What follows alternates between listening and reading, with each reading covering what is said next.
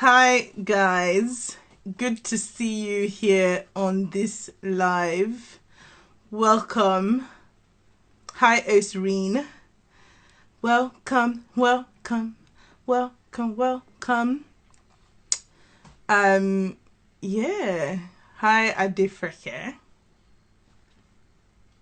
Yeah, good to see you guys. Just waiting for people to join. Good morning. Is it morning? It's noon now. Good afternoon.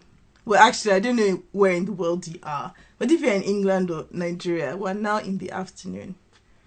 But, I'll take good morning too. I'm sure it's still morning somewhere in the world. Hi, Lohi. Hi, Sue. Hi, Aderonks. Welcome, welcome. Let me sing a welcome. You are welcome in the name of the Lord.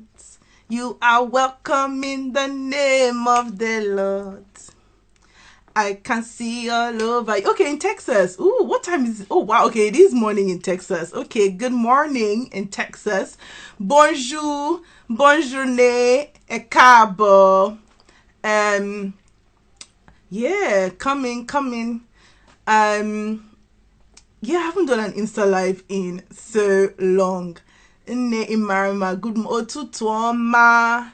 Good. Let me start showing you my multilingual skills. I haven't done an Instagram live in so long. I used to do these, and then I stopped doing them. But NSAS has woken all of us up. You know, I was listening to the Atado Peter Side interview, and he was saying that it's on a rise. It was a really good interview. He said anybody that was sleeping before, now all our eyes are open. You know, we have now woken up. So Ibolachi, very good. We've now woken up, and yeah, we are here. I am coming to the Hangout Cafe. So I am waiting. TJ is in Lagos, and I'm waiting for TJ to join. He's probably going to be running a couple of minutes late, so he'll be here by latest 5 past. But I thought I should start the live because we said we would start at noon. So we're waiting for TJ. So now I'm just welcoming you guys, trying to do some banter, you know, sort of pretending I'm on radio. Good afternoon and welcome to Hangout Cafe. Or maybe I should pretend like I'm on Wazobia, you know. You don't need phone for radio, Abby. Ona welcome, oh. Oh no, but this is Pastor Funke's thing. Oh, Pastor Funke is all about etiquette and poise. I don't know how she's going to feel about me speaking pidgin. Okay, let me bring my PhD self. Yes, welcome everybody. You're welcome. Hi Esther. Hi Divine. Welcome. TJ will soon be on. So yeah, we're just going to be talking about what happened in Nigeria, what's going on, what's happening, what are the next steps. You know, everybody all over the world is feeling so galvanized, is feeling so it's okay. Thank you, Pastor Funke. Be myself, Avi. Okay, yes, I will be myself. Pidgin is allowed. Oh shit, okay. All English pidgin, all of them are going to join, you know, because this NSAS matter. We are going to speak it in all the languages. Reform Nigeria, a new Nigeria. But yeah, like so many people have been sending me messages. You think you're my dad's namesake? Yes.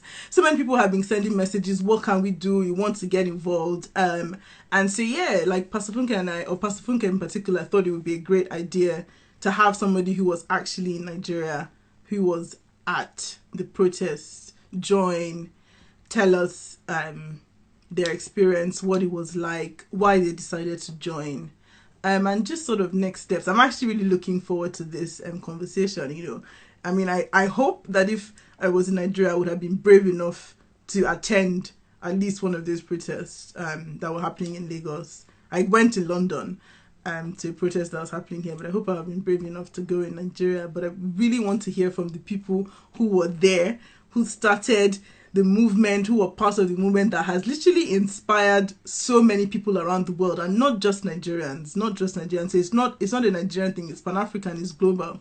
People are seeing what those young people stood up for, and they're inspired by it. So yeah, keep coming, keep coming. TJ is on his way. He'll be joining us soon. But I thought I should open the live because we said we would start at 1. Yeah, you can leave in the comments where you are actually. Leave in the comments. Tell me where you have come from, where you have logged in from. Tell us if there's lights where you are. Tell us what the weather is like where you are. Because this Hangout Cafe is looking international. I've already seen somebody in Texas. Do we have anybody? I'm sure we'll have some people in Lagos, some people in London, some people outside London. You know, tell us where you are. Leave it in the comments. It's a global something. It's the internet. So people from everywhere. This radio something is hard though. So that's how these people, they'll just be talking. My mouth is already dry. Don't worry, say I have water here. But I'm not going to show you the brand of water because Hangout Cafe so far does not have sponsors. Okay, we have somebody from Milton Keynes, Lagos. Okay. Hey Lagos. Hi Mrs. D. Oh, fantastic. I think it is now in the building. What's the session for? We're gonna talk about. Hi, TJ. Welcome. Yo, how's it going? It's going very well. I'm actually so glad you've arrived because I was running out of dry jokes. I was here. We need to get sponsors for the Hangout Cafe. Yeah, even if it's just tea and coffee. Have you? Yeah. Indeed. How's it going? So, how are you? How are you, TJ? Yeah, good. Literally, I literally just got back this morning. We literally got in the car and we're just driving around. There were plans to have arranged cleanups around the city, but we were advised not to do it under the guise of what you call it, under the guise of claiming that apparently we were trying to use it to protest. So we had to pull back at the last minute. But yeah, we just kind of did a drive around to see, I guess, like a damage assessment and gauge what was going on and take it from there, basically. Okay, so before we get to the aftermath, really, I feel like we really have to rewind, so I brought you on and I want people to know, just tell us about yourself. Tell us a little bit about who you are. Yeah, tell us about yourself. Okay, so TJ, full name is Toju Olufeyimi. I am actually a returnee. So I grew up in England, or rather I was born here in Nigeria. I was born in Warri, and I moved to England when I was 9. Spent most of my life there. Graduated, moved out to the Middle East for about 3 years. Went back to England to pursue an NGO career, did that for a year and came home. And I think like with most returnees, the whole cue behind coming home was visiting quite often, seeing the opportunities, feeling like they weren't getting tapped into, and saying, okay, well, let's see if we can bring this Western education and try and implement things, ideas in maybe creative ways or ways that people hadn't thought of. Unfortunately, which is what I say to people, it's not to sound pessimistic, but the barriers are not visible. The hurdles they have to jump over or even jump through or under are not, you don't see them initially when you see the opportunity. So there was also an element of juggling that, trying to get things done. And again, even on a day-to-day basis, when you're used to things working, when you're used to a certain way of structure, it becomes very hard when some very simple things don't happen, or there's no lights, or the internet is down, or you have a meeting and the traffic is such that you are going to be late for your meeting. And sometimes, no matter how much you try and plan for a meeting at 12 by leaving at 10:30, certain things can happen. Police stopping you, which is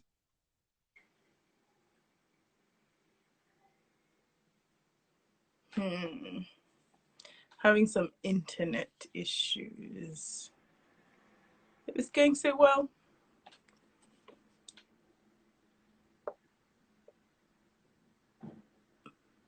TJ.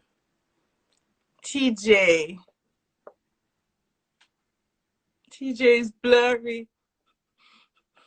This was always one of the dangers of doing this. Okay, right. Okay, hopefully he's going to be able to rejoin and I will add him back. Yeah, sadly, some internet issues, but just stay with us. Stay with us. I'm sure he'll be back in literally a couple of seconds. Yes, he did say that there might be some internet issues because he's in Lagos. Yes, he is in Lagos. Part of the issues, yeah, so these are part of the issues. Okay, actually, word. I'm waiting for TJ to come back.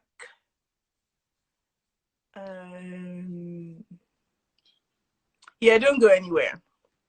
Don't go anywhere because I'm actually going to sing for you guys at the end. So if you go, you're going to miss that. So don't go. Yeah. Don't go. So yeah, we were doing where everybody's joining from. So you can keep telling in the comments where you guys have come from, where you're listening from, where you're watching from. And also you can leave in the comments as well why this End South movement is important to you. I don't know if everyone here is Nigerian. Okay, right, he's back. He's back.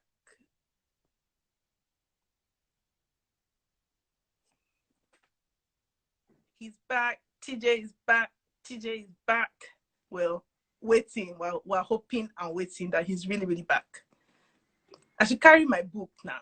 Milton Keynes. Okay, TJ is back. Okay, so TJ, you were telling us why you moved to Nigeria. But now my question for you, because you started talking about all these hardships, because TJ, I met you in London, fresh guy, cycling up and down with your bike. You cannot cycle in Nigeria. By the time pothole will just throw you into the gutter. So why haven't you come back? You went there, you've seen the hardships. Why haven't you come back?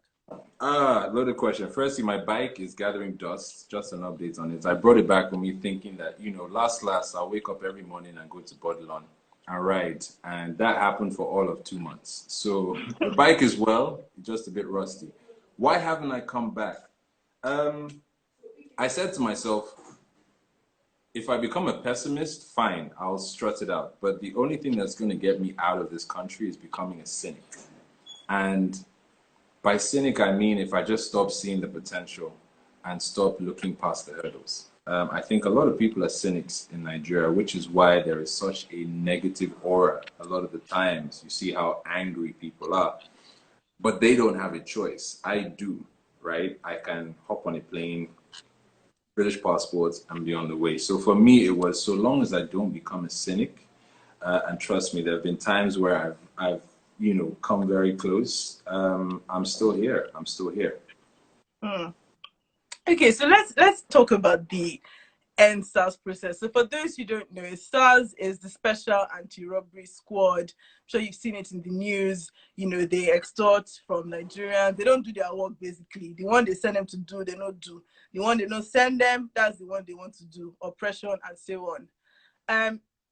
Oh no, the internet is buffering again. Oh, these are the things that we want in a new Nigeria. Good internet connection. I think they're thinking of adding internet as one of the fundamental human rights. Yeah. We're going to hear this story. Did you guys pray for TJ's internet? Oh, sadly, he's gone again. Okay, I think how this is proving. But I don't want you to leave because, as you see, it's so interesting to hear sort of somebody who's there, somebody who has moved from here, and even though he has the opportunity to come back, he still hasn't come back. My husband went home and he had locks. He couldn't leave the house. Very disappointing. Even here is a problem. Yes, so indeed. But yeah, to hear somebody who has the opportunity to come back and who is still staying in Nigeria, and I'm really so interested in that mindset because that's something that people kept noting about this protest, that it cut across class. It was rich people, it was poor people, it was men, it was women. Okay, let me keep telling you about SARS actually. So it's a Special Anti-Robbery Squad.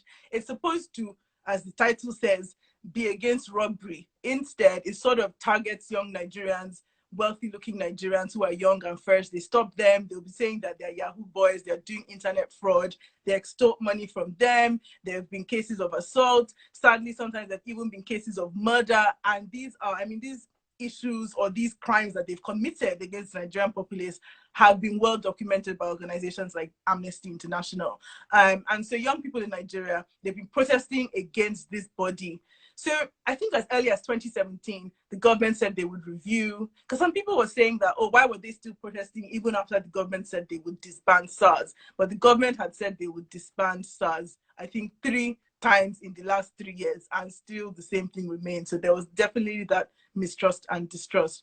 But when TJ comes back, I really want to hear, first of all, if he's had any personal experiences with SARS. As a young, fresh guy, I'm sure he has his own stories.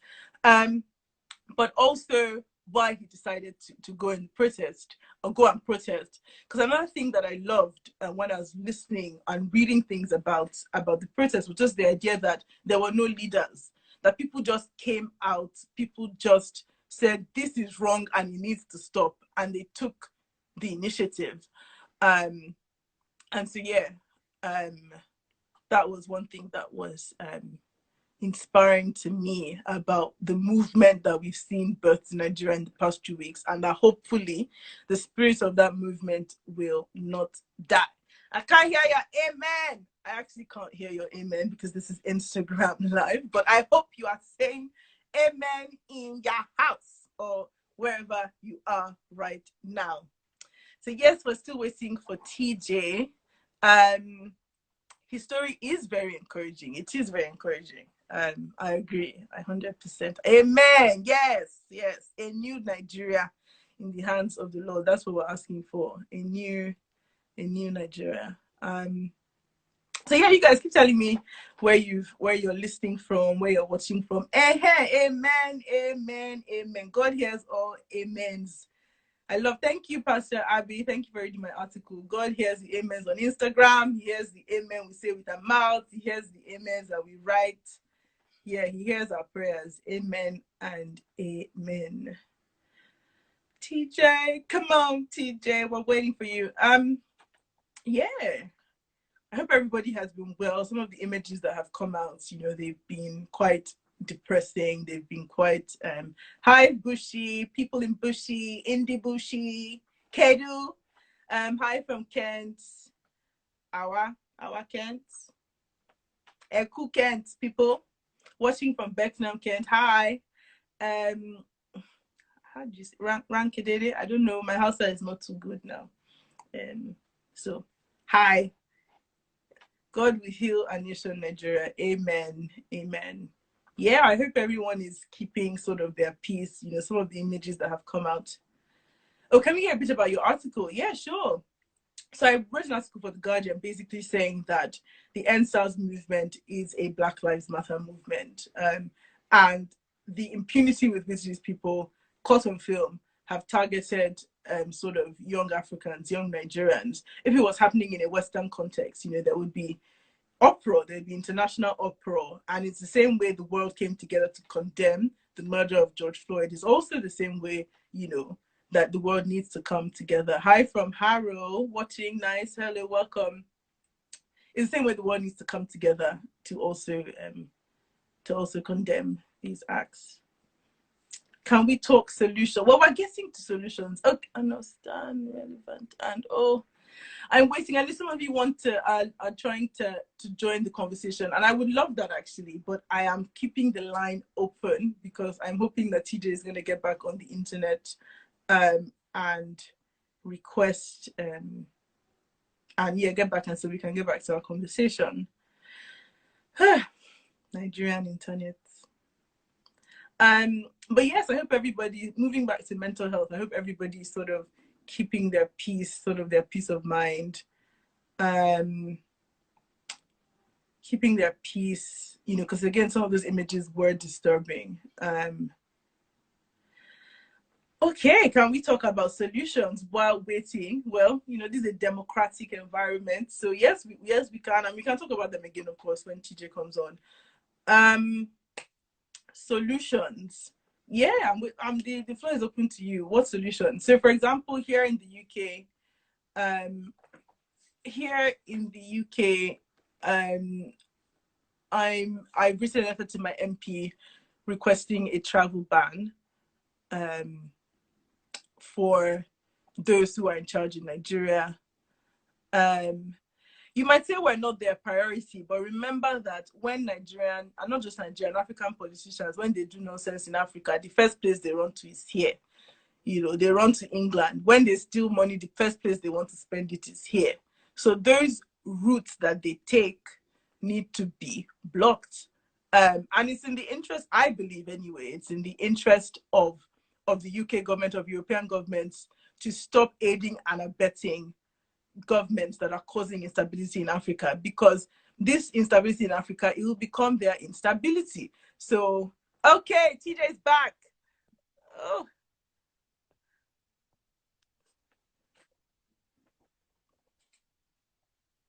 TJ is back. TJ is back. See, I'm singing for man. It's only because of Hangout Cafe.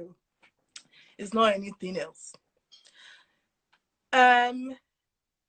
TJ is connecting, aiding and abetting criminals. Exactly. So this is what I feel we in the diaspora can do. And then we can also talk about solutions that people back home are already starting to agitate for. Like someone said, educating the grassroots. Yes, we need righteousness to be. Hangout Cafe declined. Okay, let's try this again. Oh dear. Their money is helping this economy. Yes, it's helping this economy. Okay, TJ is back. We're going to pick up that thread. Okay, TJ is back. I see how I'm calling your name like you have money for me. TJ, go yourself. Okay. So did you have any direct encounter with SARS, with the SARS agents? Yes and no. I've not had a negative encounter, but I've been stopped. Where I live towards Chevron, and unfortunately, it's a slightly different topic, but there's a lot of Yahoo boys here.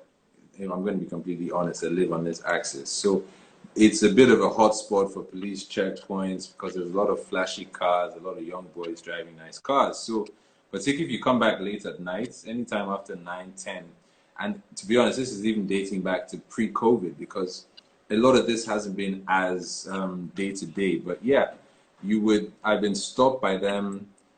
Standard procedure as you're approaching, slow down, you know, put on your inner light, but don't wind down. That's really what it is, and just keep it moving. The minute you stop is the minute you have an issue. But I've never had a situation where I personally have had to come down. I've had it with the police during the day, but not with SARS. Okay. So someone's asking, Yahoo boys, it's like, you know, slang for advanced view fraud, you know, people doing fraud on the internet, basically. Yeah, that's what Yahoo boys are. So why did you decide to join the process? Why did you go? Ultimately, things need to work. You know, like I touched on, there's so much opportunity in this country, and it's not about reinventing the wheel at all. In many cases, it's really about applying things, whether it's applying things that I've seen work in the West and just kind of localizing them, or indeed creating innovative ways. So, I mean, everybody's heard of Stripe, of Paystack. Look what they just did. Given the right opportunities in the right areas, there's no reason why the country can't thrive. So we are no longer, you know, analog, where everything has to be agriculture. And even in spaces such as agriculture, technology is really driving a new wave. So for me, it was, there's got to be a way to get things in order to make things work. Now, a lot of people when I came, I realized a lot of people had this mindset of forget government, I'm going to face my business, I'm going to face my hustle, whatever the case might be. But unfortunately, you're fooling yourselves. There is no country that functions efficiently, effectively without government, whether it's policies, whatever the case might be. So for me, there was quickly an understanding of we have to do something about government if we want things in the private sector, in our personal lives to work. And yeah, I guess that's partially where it came from. Okay, so I think that's really interesting because obviously this process started around police brutality, but it Right. very quickly spread to reform Nigeria. You know, it very quickly spread to issues about governance and so on. Mhm. So, can you tell us what it was like to actually be there? Because we saw the footage, we saw everybody singing, we saw you guys Yeah. cleaning up after. You really inspired us. An aunt of mine who went said it was like utopia. It was utopian. So can you Mm. tell us what it was like to actually be there? So I actually got back to Nigeria on the first day of the protest. So I was at the airport and they were saying, "Look, be careful! Protesters are blocking the airport." And I had been in transit for about 30 hours, so I wasn't really too in the loop. So when I arrived, first thing was hit with 5 hours traffic, and the first thing I wanted to do was be like, "Oh God, I'm back." But I was like, "No, I understand why this is happening. Stick it out." Um, Being on the ground every day was even for us here, I think people were also energized by something they had never seen before. We had always spoken about it, we had always envisioned it, but we were almost kind of living it in that you had every socioeconomic background on the ground. You had all the different religious, even the Babalao, sect, everybody, you know, in one space coexisting, and there was structure, there was organization. You would see the Muslims would come to pray, the Christians would protect them. The disenfranchised and the impoverished needed food. There were orderly lines to eat. And even when there was a fight that would break out, maybe someone jumped the queue or whatever, these same people in the lines would themselves enact order. So it started very smooth, and then you had the organizations, the likes of FEMCO, doing their part to raise funding. You know what I mean? Being transparent about where the funding was going, and almost from that, there was a catalyst of people saying, "Okay, well, we're going to bring a stage, or well, we're going to bring a van, or we're going to bring drinks, or whatever the case might be." So were there concerns that it was maybe becoming a bit relaxed and being and almost starting to resemble maybe a festival? Yes, and I had those concerns as well. But ultimately, we were living out something we had only dreamed of prior. So there was almost a celebration in the protest, Mm, a celebration that we can do this together.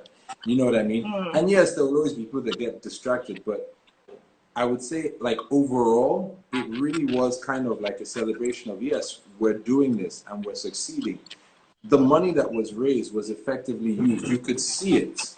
So even before seeing the breakdown, you knew that, okay, cool, security was needed because, they refused to give us security. The police were trying to break things apart. There was security. The area boys were navigating traffic from the first roundabout. Granted, area boys will always be area boys in the sense that they will say, "Ah, bro, something for me, something for me." But there was never any pressure. You didn't feel like if you didn't mm, drop something, you are not moving. You know what I mean? So mm. it was great. People took to the stage. There was music. A lot of celebrities came out, and you know what? In as much as there was a celebration, there was also caution. So caution Mm-hmm. in the sense that I think what stemmed this, we are all leaders, is when people would come up, there was a pessimistic approach that, no, don't bring your agenda, don't politicize this, let it stay pure, let it stay organic. And Mm. this is not to say that people coming forward had any negative intentions, but rather just to say that people were almost um, they were almost hiding their anger through celebration, and they didn't want anything that would come and taint Yeah, or everybody was very protective of the movement. The one that yes, made me laugh yes, was when Showore came to say revolution now. They said, "Oh, God, we don't want you here." yeah, yeah. It was beautiful. No, Mm, when you do that, you've really missed the mark. You really missed the mark because nobody's saying that political reform isn't needed. Nobody's saying that education, health reform, public office reform is not needed. That's not what we're saying. We're saying, can we just enjoy this moment for now, and get these things? And so that was interesting because it was bittersweet, and I'll say that honestly because for me, there is a sense of enjoying that moment. But obviously, it got to a point where we felt something needed to be done, and that was where maybe people were not sure. But generally, not even generally. There wasn't a day that we were there, or a day or an evening where we had left, where we would hear of anything. In fact, I was never there at night. I was always there during the daytime. And again, it was a case of solidarity, unity. People be dancing, people be taking pictures. Everybody wanted to take that, political icon picture that they would see on CNN or whatever the case might be. Mm. You see these things in films, and it's like, yo, this is right on our doorstep. So it was really, really refreshing. But it became very apparent, the government's efforts to discredit this. So when we had cases of freezing accounts, now again, just for the sake of legalities, and you and I had this conversation, certain parties started freezing accounts. We don't know if it was the banks, we don't know if it was instructions. We have an idea who it was, right? And he was saying, hang on a second, if you're coming out to say you're in support of this, that you think it's great that we're exercising our rights to do this, why are you now freezing the resources that are making this a reality? You know what I mean? We weren't necessarily getting a sense of people were inconvenienced, of course.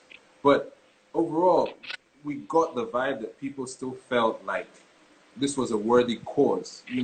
Last, okay, I'm stuck in a bit of traffic to get to work.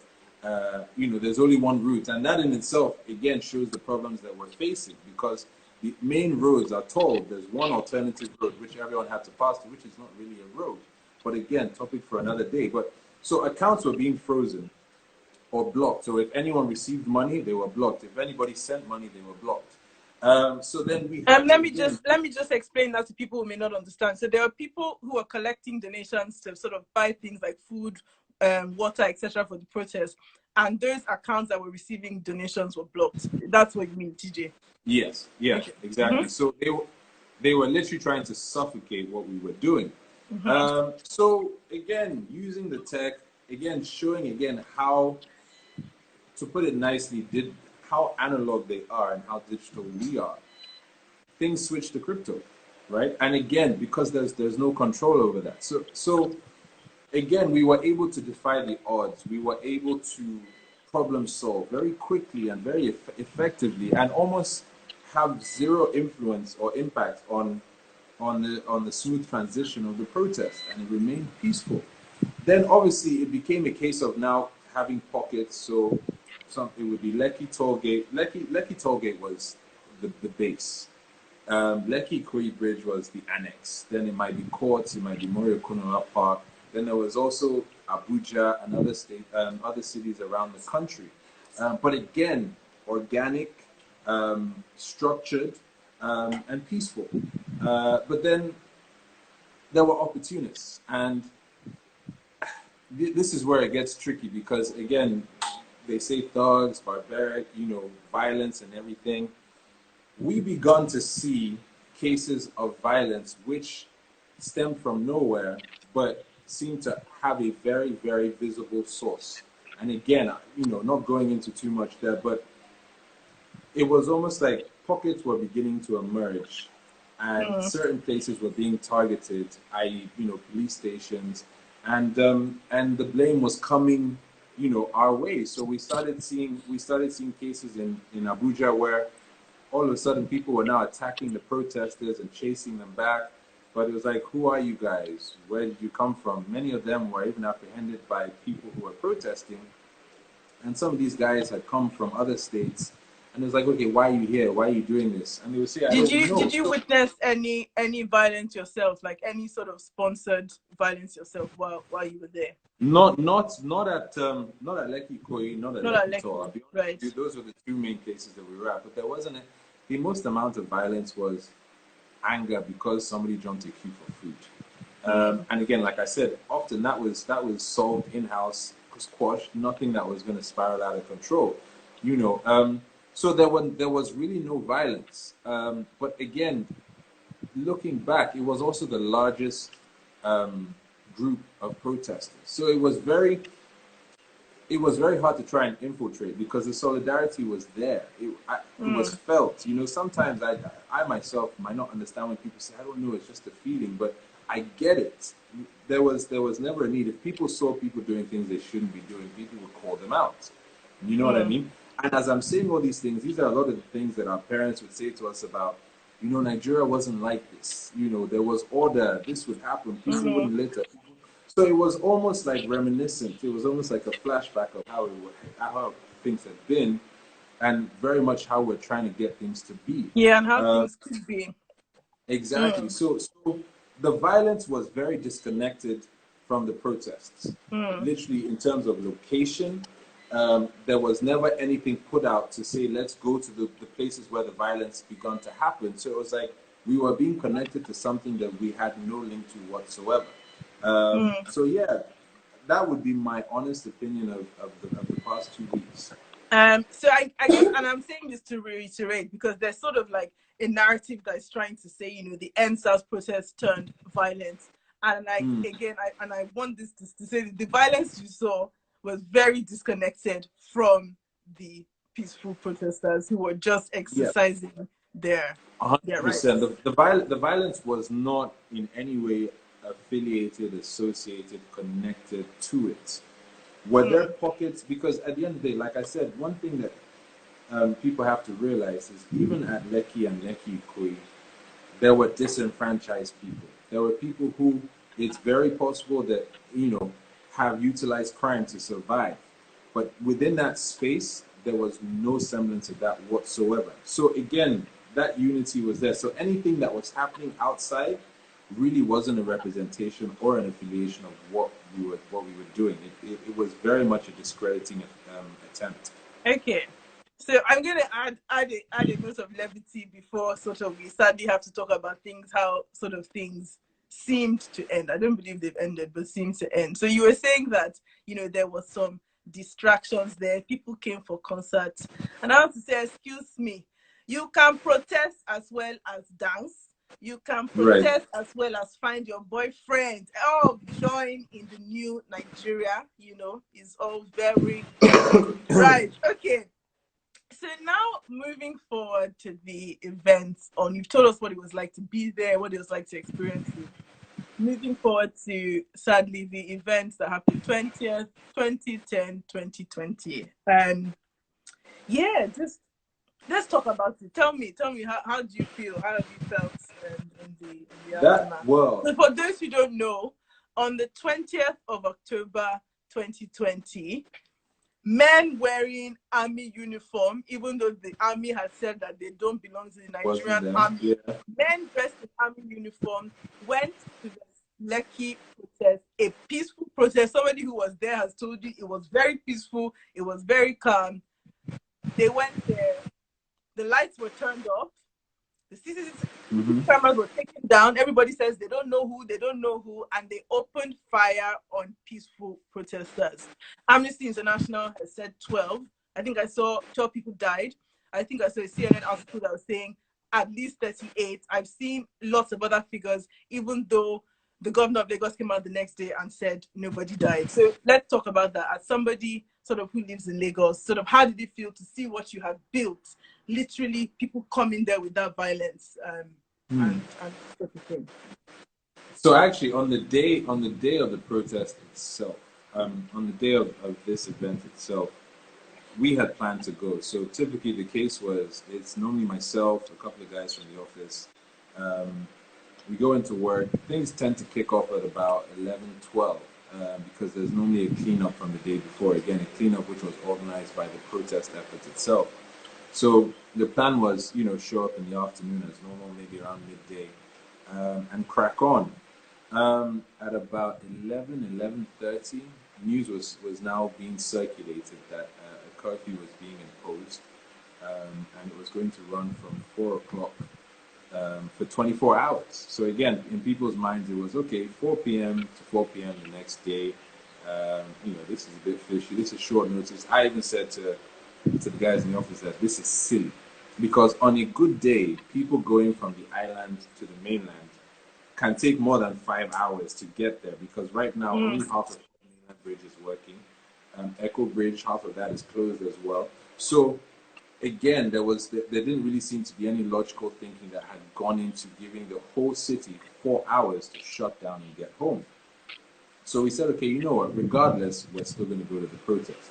Now, myself and my colleagues, Ferdinand Adimife, you know Freddie, he's one of the guys. Mm-hmm. We are a little bit militant, I'm not gonna lie. So first mindset was take your 4 p.m. curfew and shove it, literally. Pardon my French, but we were adamant that we were going to go regardless and maintain the momentum. So when we went there, again, like every other day, there were people. The crowds were significantly less because obviously messages had been going around that people should heed the curfew, which we can understand, and go home for everybody's safety. As they say, live to fight another day. The only queue that was still strong was the food queue because, again, let's not forget, a lot of the disenfranchised in society would show up there every day because it was probably the first time in some of their lives they were getting 3 square meals a day, maybe even more. You know, they could eat to their heart's content. And not just 3 square meals though. Aje butter food. I saw pizza. Like I saw waffles. I saw party this jollof, small protest. chops, you know, Fanta on tap, you know, bottomless drink, as you know, we say in Nando's in the UK, bottomless drink to your heart's content. You know, that's even another thing I want to say about how honest it was. People weren't taking the resources and then trying to sell them on. There was even a case of a boy who brought, you know, his produce for the day to sell and gave it to people for free. I've never experienced anything like it. I'm being completely honest with you. Someone said pizza. That's true. I didn't try the pizza because I'm all about unity with my people, but I'm also about hygiene, and I just didn't know how I felt about dipping into pizza boxes. You know, COVID is still real, but Aje butter. so what do you call it? So we went to survey because for me the thinking was we might have to still sit out here, right? Let people go home. But another thing we didn't want was it to be another case where when things hit rock bottom, you know, those who had a home to go to went home. You know what I mean? Or, you know, the well-to-do elite, you know, because there were already murmurs that, look, many of these people had no business being here. Many of these people, their parents had benefits from how things had been. Many of these people are Yahoo. Many of this and that, this and that. So you already started seeing, you know, those conversations floating around. So for us, it was like, you know what? Even if we're not all here, let it be that we still stood together as we started. We finished as we started. And I remember, you know, DJ Switch was on the stage and talking to the people. And I just remember, like, honestly, I can't even put it into words with her because her and her team were there every day. You met them and you left and they were still there. And she was talking before you to them. continue, okay, finish. What did DJ Switch say? Sorry to interrupt you. No, she was literally saying to the people, look, right? No violence, no violence. Remember why this started. No violence, no violence. Those who are staying here, sit down. Don't move. If they come, if they touch you, sit down. We are what do you call it? Together we are united. Sit down. So, TJ, what time was this? What time did you leave? This was at about 3:30. Wow. This was right. about 3:30. So the curfew for us, again, not to say that we didn't take it seriously, but we had already made up our minds that if we were going to sit, then what was... Oh no! When we are just getting to the cocoa, guys. Okay. But we've had a good run. At least the internet lasted strong for long enough to hear that. Like literally, I'm getting chills just to think that he was there on that day. And that's the point. It could have been anybody. Like it could have been TJ. You're seeing TJ now. He's told you. Because the thing is, the people that were killed, the people that were shot that day, they had so much potential. Like you've heard TJ's story. You know, he's moved back to Nigeria. He's come here with all these things to give. He wants to serve. He wants to build. It could have been him. He could have been one of the people that the Nigerian government is now denying that there was no shooting, or the Nigerian army is now denying. Yeah, it just sort of it brings it home. It actually brings it home. That he was there on that day. He was there hours before. Whew. Wow.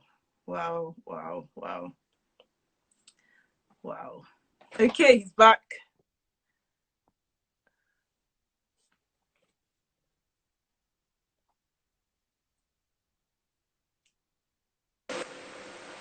Fantastic. Okay, this was a lot quicker. So what time did you finally leave on Tuesday? What time did we leave? We Mhm. left at about 4:30. Wow. Yeah, to 5. About 4:30 to 5. Wow. So honestly, the curfew wasn't really in anybody's head. It was really, we did an assessment. So as DJ Switch was talking, we looked around and we said, okay, she's trying to advise people on the best practices and kind of speaking to them in a way that they can understand. Sit down, don't move, stay together. And we kind of looked, what do you call it? Sorry, this is also going on the basis that the curfew was at 5 because it 4 rather, because it was then pushed to 9 o'clock. It was But 2 to 9, yes. obviously things had transpired before that message got out. So we looked at the situation, and there was just an element of concern, concern from family as well, which was perfectly justified. That look, live to fight another day, and so we decided at the last minute, let's go home, Wow. and let's come back first thing in the morning. So Wow. for us, it was okay. You know what? Go home, strategize. What's the plan? Come back and join. And we also weren't sure how many of the people there were going to stay, because let's also remember that a lot of the people that were left over didn't have homes to go to. You know what I mean? So there was just a lot of uncertainty. So we left. And again, what transpired that night was gruesome. Would even be gruesome is looking at a bad flesh wound. Gruesome is, dislocating your shoulder and watching your bone. It was pure evil, pure evil. So And I'm sure a lot of how did you feel when you got home and then you started hearing reports that literally the place where you were just there 2 hours ago, the army shooting? honestly guilty, because we were still on the road when it happened. Wow. In the sense that, again, this is what I was saying about, you were trying to evacuate a whole state of 20 million people in 4 hours. You know what I mean? They give 24 hours notice for tornado warnings, and you're staging a curfew for 20 million people, and it just didn't make sense. So, you know the expressway going from Lekki towards UGC. So to the right, obviously, because we drive on the left, to the right you go up, to the left you come down back towards Lekki. Both sides were blocked going towards Chevron. So people had created 4 lanes on either side. So we were literally parked in traffic. I had to get out at one point and start navigating traffic at the Ikate junction. Again, because there was panic had begun to ensue, the curfew had passed. Many people didn't know that the curfew had been extended at this point. And so there was panic. So people were there for hours. Even a friend of mine, I had to say to him, look, don't even bother. Just find somewhere to sleep. And again, in everybody's minds, we'll be back out, tomorrow.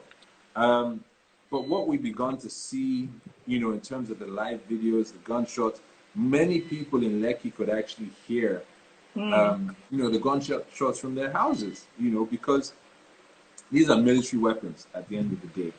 From the videos we saw, they started shooting up first, but then they actually started shooting directly at people. And it was really, really chaos, because it was very airy. There was like a chill in the air. Like, is this really, really happening? Like, when it's a place that not only have you been going to frequently for the past 2 weeks, but it's almost part of your daily commute. There's that familiarity, and all of a sudden it's like, what is going on there? Because you had soldiers on the Lekki side of the toll gate, you had soldiers on the VI side of the toll gate, and again, these are military guys or alleged soldiers. Let me say alleged soldiers Alleged. on both sides, right? And then on one side was the waterfront, i.e. the hotel, but there was water, so there was people were really locked in. And we saw scenes, because there were also people in the hotel, I don't know if they were residents or staff, who were recording, and you could visibly see military personnel or people in military uniform now getting closer and kind of closing the gap between themselves and the protesters. And the protesters were literally packed around the toll gate line itself. There were countless images. The case of the young man who literally had a bullet wedged in his leg, and I kept saying, this guy, they need to make sure he does not go into shock. Make sure if they can't get that bullet out, it's fine. Slow down the bleeding and make sure he doesn't get into shock so he doesn't die. But again, it looked like a battlefield. It looked like, you know, an army, a medical center. There was just chaos ensuing everywhere. And it was very, very chilling to watch. It was really chilling to watch. Everybody was frantically hoping, DJ Switch's battery wouldn't die. It wasn't pleasant at all. So I wouldn't even say that people woke up the next day sober. I think many people had not slept. And were probably just, I know with myself, I literally stepped out of my house when I saw through the curtains that the light was on. And I just kind of, it was just to kind of listen out to see, because I stay, you know, further away. So by Chevron. So it was like, okay, I might not necessarily hear there, but what's going on? I just wanted to get that connection. So the first thing that we did, and boy, my mom is watching, so I probably shouldn't confess this, but we set out first thing in the morning to see how we could help. So we knew a couple of the churches were providing places for people to come and sleep. So we went to Life Point Church, which is under elevation. I don't know if you can still hear me because it's spinning. Yeah, I can hear you. You there? Yeah. I hear so you. We went to Life Point Church. This was at about 6:37 in the morning, and it was literally like movement, taking back roads, stayed away from the expressway until we got close to the church, where we were met by a lot of the guys. I'm sorry, I can't call them thugs. You know, a lot of people have called them thugs and all these things. But again, some of those people, because when we got to the church, some of those people said, look, many of these guys are the guys from the protest. They've now seen death literally in front of them. They're you know, high on drugs and whatnot. So and they're angry. Again, and they're angry. Exactly.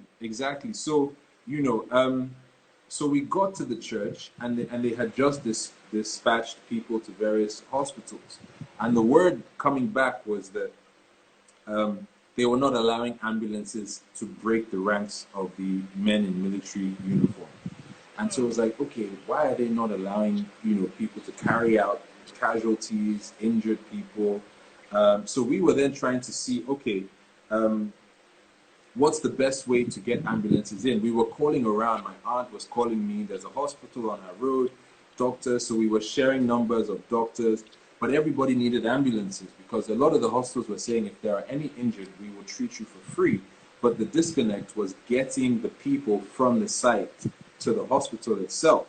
And so we were then trying to find ways to call ambulances, to call people to get the ambulances to go, despite the fact that they were being turned back, because the hope was if we had, you know, a bunch of ambulances, maybe hopefully they would have some form of empathy and let them through. That eventually did happen, and they started letting people through. We returned back home, and we had to wait for a bit because literally, as we got to the church, we had a stampede of area boys literally running towards the car. We were horning at the gates, and the gatesman, in the usual gateman fashion, was just strolling because he didn't recognize the car. You know, literally opened the gate slightly and was almost like, "Who are you here to see?" And in that moment, I was literally like, "Are you serious? Like, clearly you two want to die." But he literally opened it, and you know, when we got in, we had the guys looking at us and saying, "Why are you harboring them? Why are you harboring them?" So, but again, that's by and by. So, I know with Freddie as well, we had people from his church who were still there. So we were also trying to locate them. So the case was now trying to get to hospitals and stuff to try and find them. But in the end, we went home, and it was like, okay, now comes strategy. What are we going to do? What is the response? And the response again was unanimous. A lot of the hospitals, you know, people were coming back and saying, look, they don't need blood anymore. People have donated so much blood.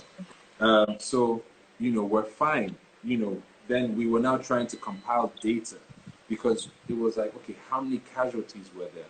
Unfortunately, from the video from DJ Switch, the majority of the filming was in the dark because the lights had been switched off of the billboard and, you know, the general floodlights, because I have passed Lekki toll gate at 6 p.m.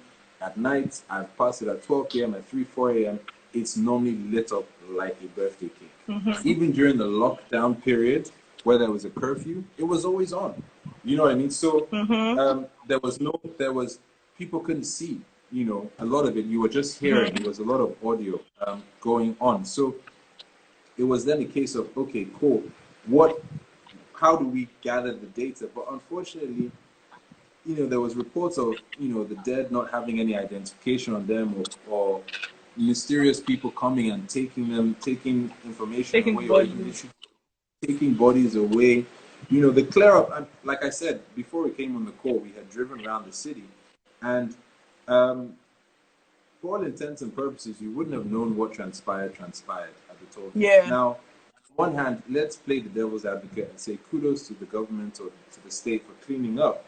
But unfortunately, you can't help but have a very, you know, cold feeling like that cleanup was equally as much about hiding evidence as it was about you don't clean up a crime scene. You don't clean up a crime scene when there's blood.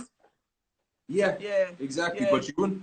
All you had was charred stains of where cars had been burnt, and you know the writing that people had written on the floor. That was literally it. I mean, the toll gate is fried. The structure still stands, but all the different individual booths of the toll gate are completely gone. And so it then became strategy. So groups began to pop up in terms of what is the response, and that is really probably the best place to leave it. What is the response? I think the response has been unanimous. It's been shown in what happened, you know, over the past 2 weeks. People are energized. Now, I was part of a campaign in, you know, in the 2018-2019 period, you know, as a newbie who had just come back to Nigeria, and had a lot of people telling me, look, you're coming back with this optimism. Don't worry. Stay here for a bit. You will learn. And to an extent, I understood where they were coming from. It's a very frustrating environment. But I also feel that people, to an extent, have woken up. Now, I also would consider myself an optimistic realist in that there will be a lot of noise. A lot of people will still be angered. A lot of people will still want to do something. Some people will die out, and that's fine. But honestly, they have awoken something. They have, you know, the appointed time, whatever you want to call it, they have really awoken something that cannot be put out. It cannot be put out. And so I guess as a summary of what's next, it's really to be continued. Work is being done because it's really gone to the point where enough is enough. I've been here for 3 years. There's many people that have been here all their lives, and I've always maintained I don't understand why this country is like this. Haven't people seen that? But a lot of the times I've had to be reminded that people cannot aspire to what they've never seen. Now, even without seeing how things work and function in other countries, people are also at least starting to realize that despite the fact that we might not have something credible to compare it to, we know that this is not it. This cannot continue. This is not sustainable. You know what I mean? And so I implore all the politicians to sit up and to take note, because